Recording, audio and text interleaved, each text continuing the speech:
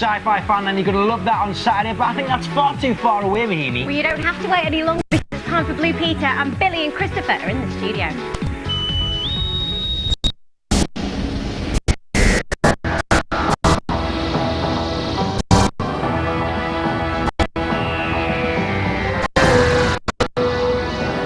On today's Blue Peter, behind the sofa as we meet the new Doctor Who and some monsters he faces.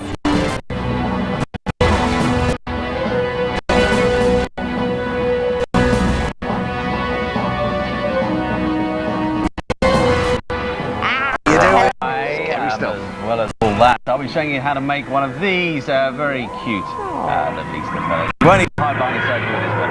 Hang on a minute, what is that noise? I don't know, but there's some very strange noises. What's going on? Oh, got an arrival in the studio, everyone. Who could this be? Hey! Doctor Who! Also known as Christoper Eccleston. It's great to see you. Welcome to Blue Peter, and of course, welcome to the year 2005. Thanks. Glad I made it. Now, Chris, before we have a little chat, here's how the Doctor has been introducing himself to viewers. Do you want to come with me? Because if you do, then I should warn you. Because if you do, then I should warn you. You're going to see all sorts of things. Ghosts from the past, aliens from the future, the day the Earth died in a ball of flame. It won't be quiet, it won't be safe, and it won't be calm. We'll tell you what it will be. The trip of a lifetime. Great stuff there, Chris. Brilliant. Tell us, who exactly is Doctor Who, and why is he travelling through time and space? Doctor Who is an alien with 2 hearts, and he's 900 years of age, from the planet Gallifrey. Ooh. And he's travelling through time to promote peace, to have adventures. Great. Brilliant. Now, we saw you arrive in the TARDIS. Now, I know it's very different on the inside to how it looks on the outside. Can you tell me exactly, what is a TARDIS? A TARDIS is a machine for travelling backwards and forwards in time. It's a time-travelling capsule.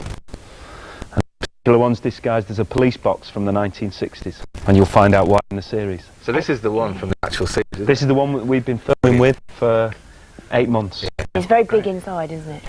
Yeah, it's bigger on the inside, much bigger. You'll find that all out in the series. Now, you mentioned that Doctor Who was an alien. Doctor Who has a human companion called Rose, who is played by Billy Piper, and Billy was supposed to be here today, but she's not very well, so we do wish Billy all the very best. But I did catch up with Billy during filming on set of the new series.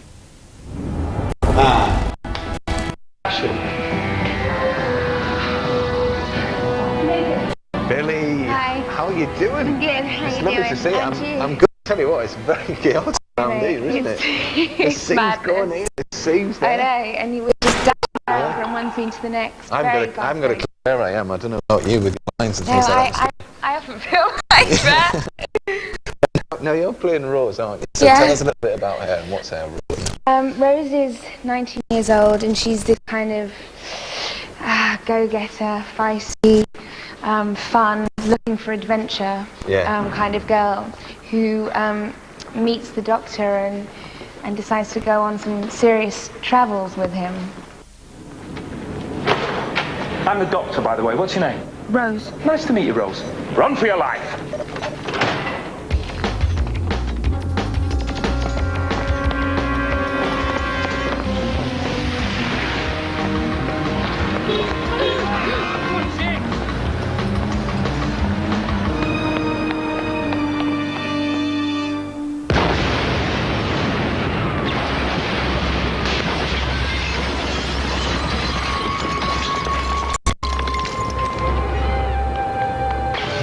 She kind of falls into one of his adventures, and then they get on famously and kind of pair up and become a tag team, and they kind of educate each other. He kind of opens her eyes and broadens her horizons and shows her what life can be like, and she kind of teaches him about human emotions and morals and basic principles that he has no idea about, and is really not very tactful at all. So is it quite a challenging role? Do you find it quite... Yeah, it's challenging in as much as it's very physical, very emotional at times.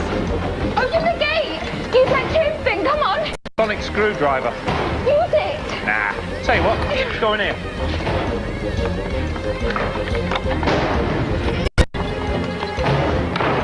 I decide to put a box?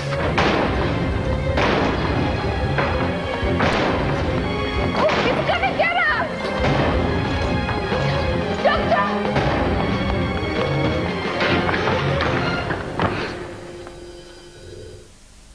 Oh, great taster there. And you can see my full behind-the-scenes report later on this summer. Now, Doctor Who first started in 1963, and although it's been off the TV for quite a while, it's famous for its very scary aliens that Doctor Who meets and all of these people that he encounters.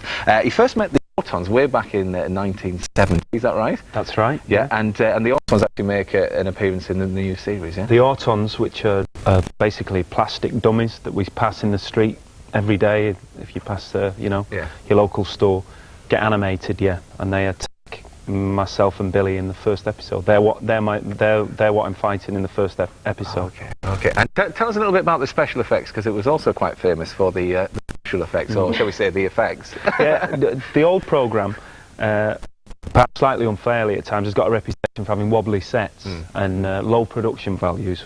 But we thought it was very important with things like Buffy the Vampire Slayer that people watch, to bring the special effects up to date and spend some money on it. And, and we've done that, so the special effects are as good as anything you'll see, we hope. We've certainly tried. Yeah, the trailer looks amazing. Now, you're the 9th actor to play Doctor Who on the television.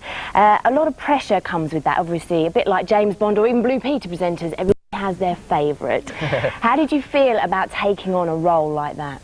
I was very excited, because I've been acting for about 18 years and I felt ready to do something with that kind of responsibility.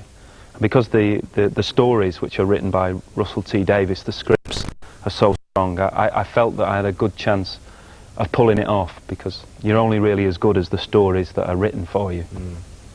Sure. So the scripts were good. Now, I used to be terrified of some of the monsters, literally hiding behind the sofa. Tell us about some of the monsters that you're going to encounter. Well, we've got one here. Really? Right behind. In case you hadn't noticed, the face of Bo, who appears in episode 2. That looks terrifying. What does that do? The face of Bo will be revealed. Actually, it's not a villain, the face, but it does recur throughout the series. We meet it within a convention of aliens, a collection of aliens who are there to witness the end of the world.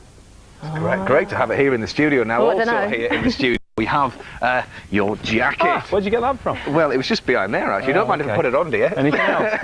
No, I don't think so. Billy behind there. No, she's not. She's definitely not here. Not well at all. There we are. What do you think? It's a little bit too big No, for me. It fits you. It does. It feels great. Now, all of the Who in the past have had sort of a costume side to them, what with the long scarves and the capes and what have you. So why the leather jacket on this one? Well, it was scripted put into the stories by Russell that he should have a battered leather jacket, which we thought would be good because he's a traveller in time, and it's quite practical because it's tough and it's a very physical role. And that seems to be the thing that kind of people have latched onto with my Doctor. Yeah, no, it's lovely. Now then, in episode 1 of the new series, the Autumn alien intelligence turns plastic into a deadly killing force, and here's the moment where a bin turns very nasty indeed. Coming in.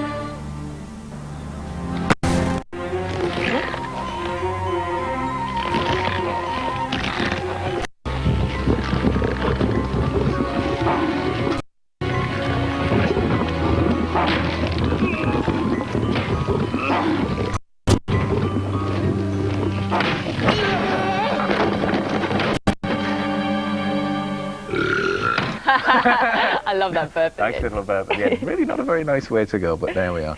Now, as we said before, it was being famous. Take that jacket off. I hope you're going to keep it. No, I'll put it behind the sofa where I think lots of people. You can keep it. I do think lots of people will be hiding behind their sofas at home. So, will it be as scary as the previous Doctor Who's? I think so.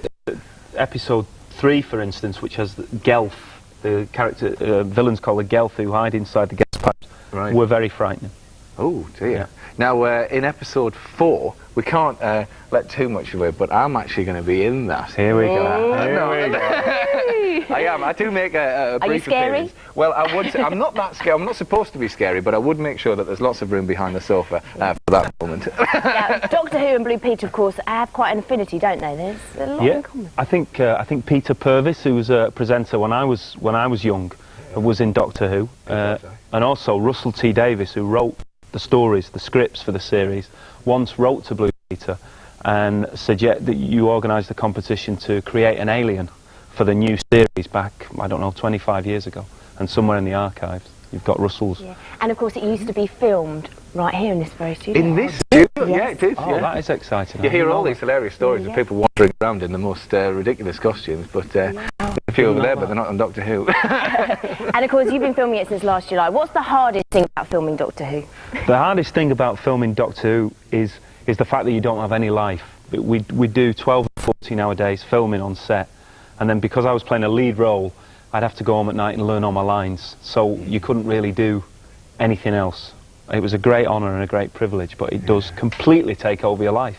Yeah, sure. Now, my favourite monsters are the classic Daleks, who will be reappearing later in the series. But in the meantime, if you'd like to actually make your very own Dalek, which actually makes Earth rather than destroys it, then do keep watching. Absolutely. Thanks very much, Chris. It's been great talking to you. Look forward to it. Yeah, great. Super to meet you. Now then, to a sport that's making a very big splash. Simon and Liz put their goggles and their swimming caps on to take the plunge with Rushmore, the national singer. Doctor Who, and he sent in some models that he made. He wrote to tell us how he put on a Doctor Who model exhibition at his school open evening, and here they are.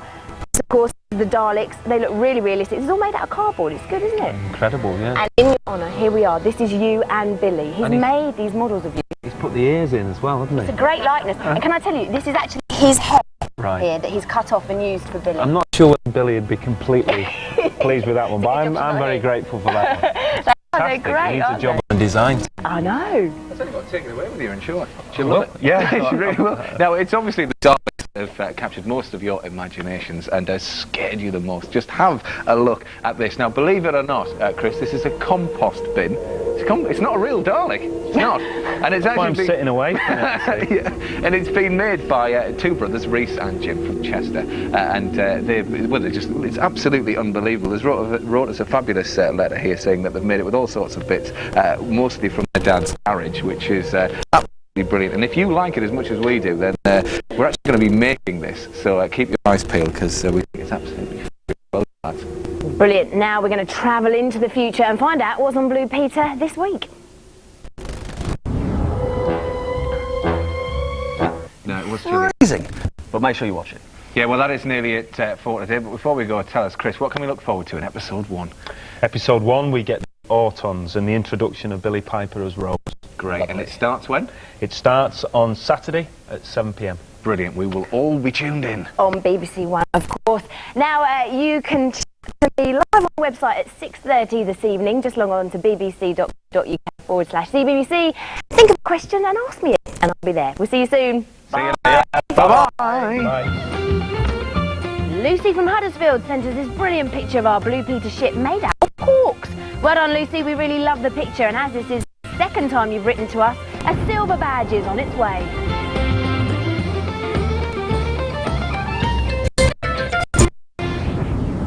Nice one, guys. Can't wait for Doctor Who on the Saturday. Plus,